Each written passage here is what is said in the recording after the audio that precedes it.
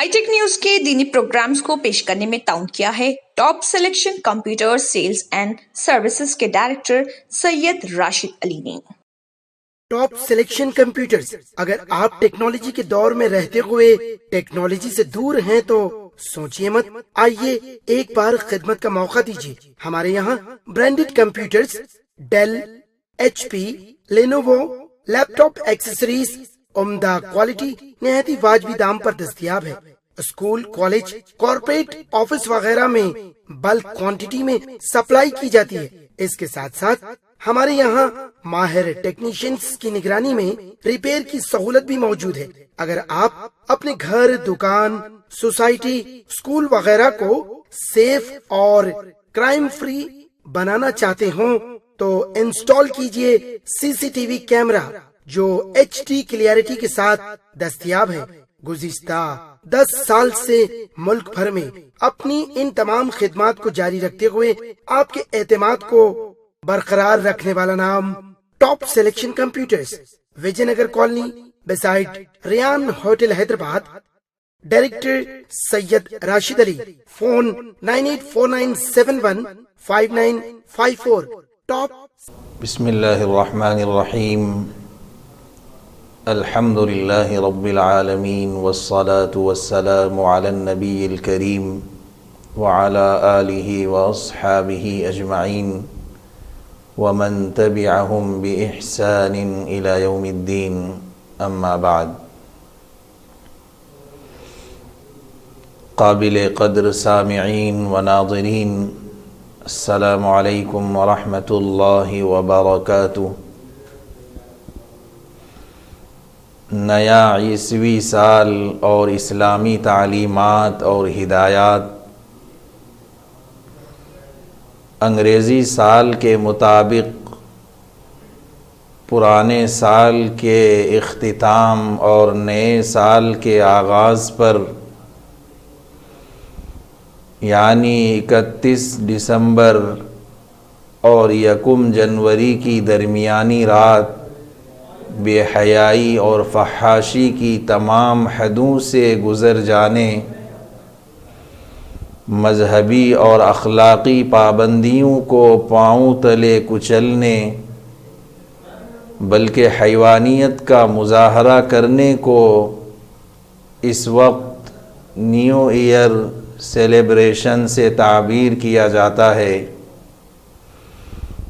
جس میں متعدد گناہوں کے ساتھ کفار کی تقلید اور نعمت خداوندی کی ناقدری جیسے امور بھی شامل ہیں۔ دنیا میں یوں تو مختلف کیلنڈر رائج ہیں، لیکن ہمارے یہاں انگریزی عموماً اور اسلامی کیلنڈر برائے نام استعمال کیا جاتا ہے، جسے گزشتہ صدیوں میں دیکھتے ہی دیکھتے رائج کر دیا گیا، جس کا پہلا مہینہ جنوری اور آخری مہینہ دسمبر ہے۔ لہٰذا دسمبر کی آخری تاریخ میں نیو ایئر سیلیبریشن کی تقریبات منعقد کرنا عام رواج ہے۔ یہ درست ہے کہ کسی بھی زندہ قوم کے لیے سال اور تاریخ کا اہتمام انتہائی ضروری ہے، اسی لیے زمانے قدیم سے اکثر اقوام کے پاس اپنی اپنی تاریخ تھی جس سے وہ کام لیا کرتے تھے، اور یہ لوگ بعض مشہور واقعات سے تاریخ مقرر کیا کرتے تھے، اور بعض لوگ بادشاہوں کی بادشاہت کے عروج و زوال سے تاریخ مقرر کرتے تھے۔ یہود نے بیت المقدس کی ویرانی کے واقعے سے تاریخ متعین کی، اور عیسائیوں نے حضرت عیسیٰ علیہ السلام کے دنیا سے جانے کے بعد سے تاریخ بنائی۔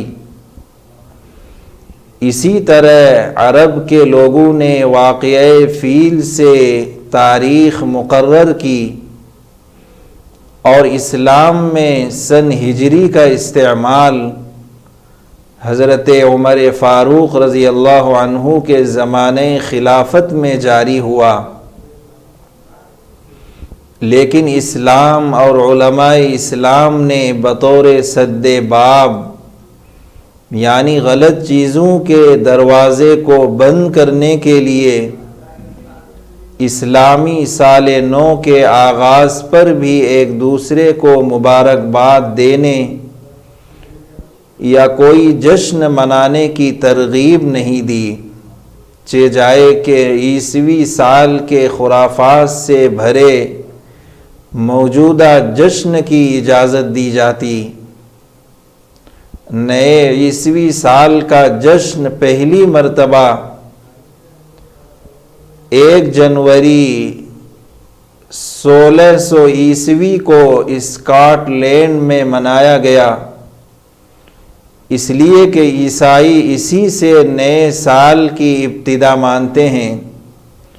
جبکہ یہ تاریخ عیسیٰ علیہ السلام کی پیدائش سے الگ ہے، یعنی میلاد مسیح عیسیٰ علیہ السلام کی پیدائش 25 دسمبر اور نئے سال کا آغاز اس کے بعد،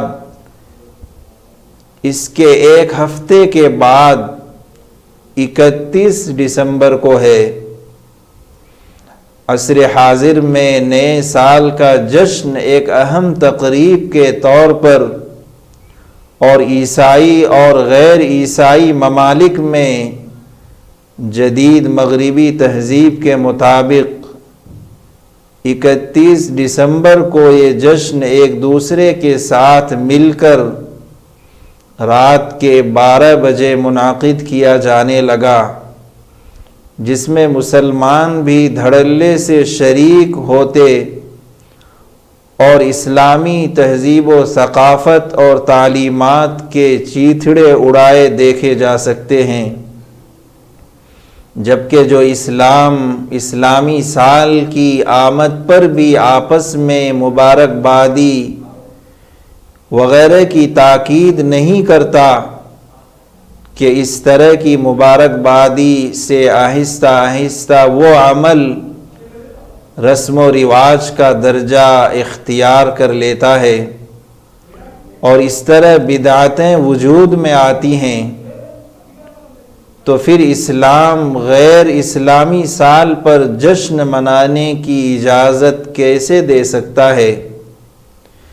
ہجرت کے بعد رسول اللہ صلی اللہ علیہ وسلم 10 سال مدینہ منورہ میں رہے اور آپ صلی اللہ علیہ وسلم کے بعد 30 سال خلافت راشدہ کا زمانہ رہا۔ صحابہ کرام رضی اللہ عنہم کی نگاہ میں اس واقعے کی اتنی اہمیت تھی کہ اسی کو اسلامی کیلنڈر کی بنیاد بنایا گیا اور حضرت عمر رضی اللہ عنہ کے عہد سے ہی ہجری سال کو اختیار کر لیا گیا تھا،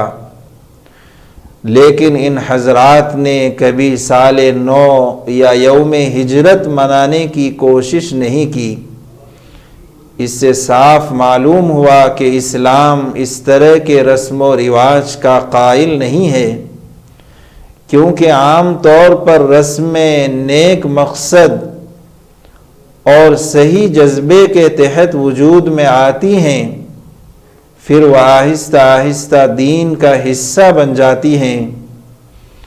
اس لیے اسلام کو خالص رکھنے کے لیے ایسے رسم و رواج سے گریز کرنا ضروری ہے۔ اکثر اہل علم اسی کے قائل ہیں کہ نئے عیسوی سال پر خوشی منانا عیسائیوں کی رسم ہے اور مسلمان جہالت کی وجہ سے مناتے ہیں۔ فتاوی حقانیہ میں ہے کہ مسلمانوں کے لیے ہجری سال مقرر ہے اور اسی سے ہمارے اسلامی تشخص کا اظہار ہوتا ہے۔ عیسوی سال عیسائیوں کا ہے اور وہی اس کی آمد پر خوشیاں مناتے ہیں، بعض مسلمان جہالت اور ناسمجھی کی وجہ سے یہ خوشیاں منا لیتے ہیں۔ اس سلسلے میں مکہ مکرمہ کا فتویٰ بھی ہے۔ مکہ مکرمہ کی فتویٰ کمیٹی نے اس بارے میں فتویٰ صادر کرتے ہوئے فرمایا کہ سنت یہ ہے کہ مسلمانوں کے دینی اسلامی شعائر کا اظہار کیا جائے، اور ترک اظہار رسول اللہ صلی اللہ علیہ وسلم کی مخالفت ہے، جبکہ رسول اللہ صلی اللہ علیہ وسلم کا ارشاد یہ ہے کہ تم میری اور میرے ہدایت یافتہ خلفائے راشدین کی سنت پر عمل کرو۔ مسلمانوں کے لیے یہ جائز نہیں کہ وہ کافروں کی عیدوں میں شرکت کریں، ان کی عیدوں کے موقع پر فرحت و مسرت کا اظہار کریں اور اپنے دینی اور دنیاوی کاموں کو روک دیں، کیونکہ یہ اللہ تعالیٰ کے دشمنوں کے ساتھ مشابہت ہے جو کہ حرام ہے۔ اور رسول اللہ صلی اللہ علیہ وسلم نے فرمایا، جو کسی قوم کے ساتھ مشابہت اختیار کرے وہ انہی میں سے ہے۔ کسی کہنے والے نے کہا، ایک اور اینٹ گر گئی دیوار حیات سے، نادا کہہ رہے ہیں نیا سال مبارک ہو۔ کسی تاریخی، مذہبی یا قومی اہم واقعہ کی وجہ سے اس دن کو بطور یادگار منانا اسلام میں نہیں ہے۔ حضرت امیر المؤمنین عمر ابن الخطاب رضی اللہ عنہ نے یہودیوں سے کہا کہ اگر کسی دن کو بطور یادگار منانے کا کوئی جواز یا اس میں کوئی عمدگی ہوتی تو ہم اس دن کو بطور یادگار مناتے جس میں اللہ تعالیٰ نے مسلمانوں پر سب سے بڑا انعام فرمایا تھا، تکمیل دین اور اتمام نعمت کی شکل میں، جس کا ذکر قرآن کریم کے اندر موجود ہے۔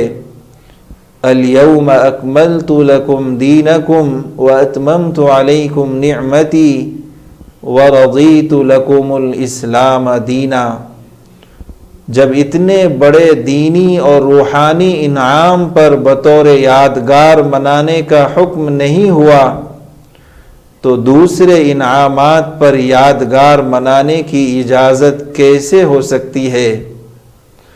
انعام خواہ دینی ہو یا دنیاوی، قومی ہو یا انفرادی، بس اسے فضل خداوندی سمجھ کر اللہ تعالیٰ کا شکر ادا کیا جائے۔ اس کے لیے اجتماع کی بھی ضرورت نہیں پارٹی کرنے کی کہ یہ سب غیروں کا طریقہ ہے۔ نئے سال کے ذریعے ہمیں اور زیادہ اعمال صالحہ کرنے کا موقع ملا، اس پر اللہ کا شکر ادا کیا جائے اور اپنے سابقہ اعمال کا، پچھلے اعمال کا جائزہ لے کر برے اعمال سے توبہ اور اچھے اعمال میں اضافہ کی کوشش کی جائے، اس کی نیت کی جائے۔ اب سوال یہ ہے کہ اس موقع پر مسلمانوں کو کیا رویہ اختیار کرنا چاہیے جو قرآن و حدیث کی روشنی میں صحیح ہو۔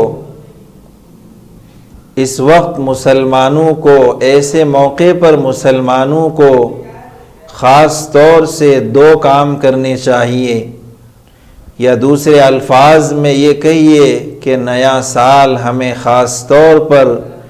دو باتوں کی طرف متوجہ کرتا ہے۔ نمبر 1 ماضی کا احتساب، نمبر 2 آگے کا لائحہ عمل۔ ماضی کا احتساب، پیچھے کیا ہوا اس کا حساب لینا۔ نیا سال ہمیں دینی اور دنیاوی دونوں میدانوں میں اپنا محاسبہ کرنے کی طرف متوجہ کرتا ہے کہ ہماری زندگی کا جو ایک سال کم ہو گیا ہے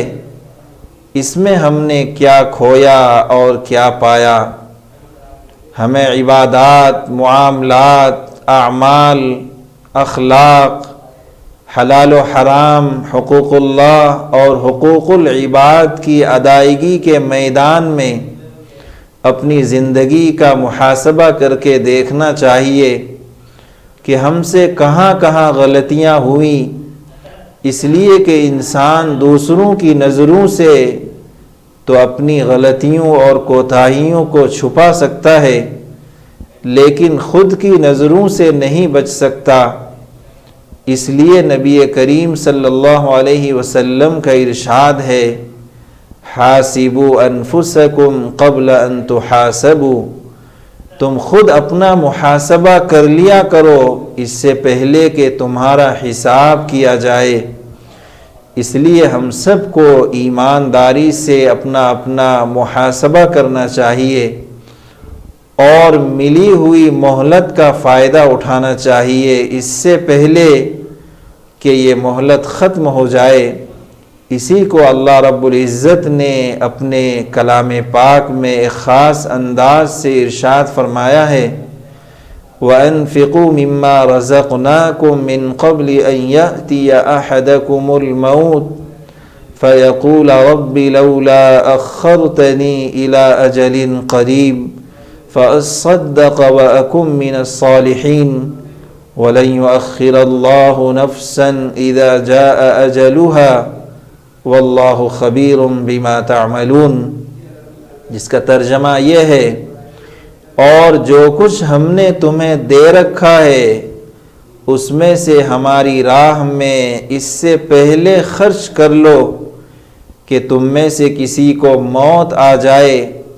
تو وہ کہنے لگے، اے میرے پروردگار، مجھے تو تھوڑی دیر کی مہلت کیوں نہیں دیتا کہ میں صدقہ کر لوں اور نیک لوگوں میں سے ہو جاؤں۔ اور جب کسی کا وقت مقرر آ جاتا ہے، موت کا وقت آ جاتا ہے، پھر اسے اللہ تعالی ہرگز مہلت نہیں دیتا، اور جو کچھ تم کرتے ہو اس سے اللہ تعالی اچھی طرح واقف ہیں۔ دوسرا کام، آگے کے کام ہمیں کیا کرنا ہے؟ اپنی خود احتسابی اور جائزے کے بعد تجربات کی روشنی میں بہترین مستقبل کی تعمیر اور تشکیل کے منصوبے میں منہمک ہونا ہوگا کہ کیا ہماری کمزوریاں رہی ہیں اور ان کو کس طرح دور کیا جا سکتا ہے، دور نہ سہی تو کیسے کم کیا جا سکتا ہے۔ انسان غلطی کا پتلا ہے، غلطیاں تو ہوں گی، کسی غلطی کا ہونا یا کرنا تو برا ہے ہی، اس سے بھی زیادہ برا یہ ہے کہ اس سے سبق حاصل نہ کیا جائے اور اسی کا ارتکاب کیا جاتا رہے۔ یہ منصوبہ بندی دینی اور دنیاوی دونوں معاملات میں ہو، جیسا کہ حدیث سے معلوم ہوتا ہے کہ نبی اکرم صلی اللہ علیہ وسلم کا ارشاد ہے، 5 چیزوں سے پہلے 5 چیزوں کو غنیمت سمجھو، اپنی جوانی کو بڑھاپے سے پہلے، اپنی صحت اور تندرستی کو بیماری سے پہلے، اپنی مالداری کو فقر و فاقے سے پہلے، اپنے خالی اوقات کو مصروفیت سے پہلے، اپنی زندگی کو موت سے پہلے۔ آخرت کی زندگی کی کامیابی اور ناکامی کا دار و مدار اسی دنیا کے اعمال پر منحصر ہے، جیسا کہ اللہ تعالیٰ کا فرمان ہے، وَأَن لَيْسَ لِلْإِنسَانِ إِلَّا مَا سَعَى وَأَنَّ سَعْيَهُ سَوْفَ يُرَى، 'ثُمَّ يُجْزَاهُ الْجَزَاءَ الْأَوْفَى۔ اور ہر انسان کے لیے صرف وہی ہے جس کی کوشش خود اس نے کی، اور بے شک انسان کی کوشش عن قریب دیکھی جائے گی، پھر اسے پورا بدلہ بھی دیا جائے گا۔ خلاصہ یہ ہے کہ ہر نیا سال خوشی کے بجائے ایک حقیقی انسان کو بے چین کر دیتا ہے، اس لیے کہ اس کو اس بات کا احساس ہوتا ہے کہ میری عمر رفتہ رفتہ کم ہو رہی ہے اور برف کی طرح پگھل رہی ہے۔ وہ کس بات پر خوشی منائے، بلکہ اس سے پہلے کہ زندگی کا سورج ہمیشہ کے لیے غروب ہو جائے، کچھ کر لینے کی تمنا اس کو بے قرار کر دیتی ہے۔ اس کے پاس وقت کم اور کام زیادہ ہوتا ہے۔ ہمارے لیے نیا سال وقتی لذت یا خوشی کا وقت نہیں، بلکہ گزرتے ہوئے وقت کی قدر کرتے ہوئے آنے والے لمحات زندگی کا صحیح استعمال کرنے کے عزم و ارادے کا موقع ہے، اور اثر نو عزائم کو بلند کرنے اور حوصلوں کو پروان چڑھانے کا وقت ہے۔ اخیر میں دعا ہے کہ اللہ جل شانہ ہم سب کو غیروں کی مشابہت سے بچائے، اور آقائے نامدار جناب محمد الرسول اللہ صلی اللہ علیہ وسلم کی سنت کی اتباع کی توفیق نصیب فرمائے، آمین۔ اللہ جل شانہ ہم سب کو کہنے سننے سے زیادہ عمل کی توفیق عطا فرمائے، ہم سب کو دین کی صحیح سمجھ عطا فرمائے، کمی اور کوتاہیوں کو اپنے فضل سے معاف فرمائے، دین اسلام کی صحیح خدمت اور انسانیت کی صحیح خدمت کے لیے ہم سب کو تا حیات قبول فرمائے۔ والسلام علیکم ورحمۃ اللہ وبرکاتہ۔